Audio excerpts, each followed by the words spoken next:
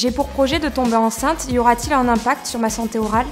Peu de femmes le savent, mais la grossesse est souvent une période à risque au niveau dentaire. Être enceinte entraîne une modification hormonale, ce qui peut provoquer des inflammations des gencives et des saignements.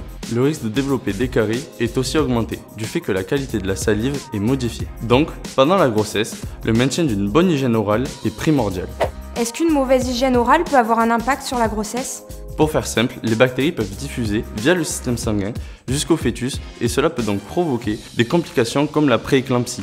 C'est une hypertension artérielle qui arrive en fin de grossesse. Il peut y avoir un faible poids du bébé à la naissance ou encore un accouchement prématuré.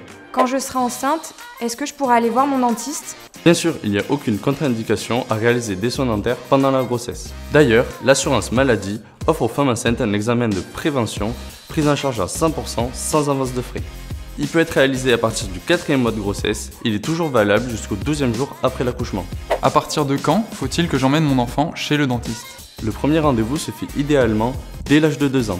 Il existe aussi le dispositif MT-Dents à partir de 3 ans jusqu'à 24 ans. Il permet un bilan bucco-dentaire pris en charge à 100% par la Sécu tous les 3 ans. Est-ce que l'allaitement peut avoir des répercussions sur la santé orale de mon enfant?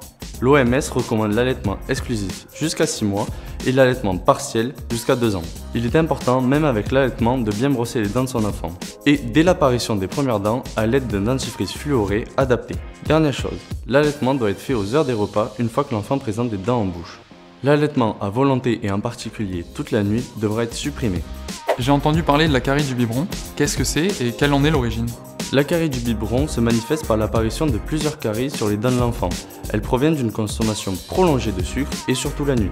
On retrouve du sucre dans le lait maternel, artificiel, mais aussi dans les jus de fruits, les sirops, les sodas.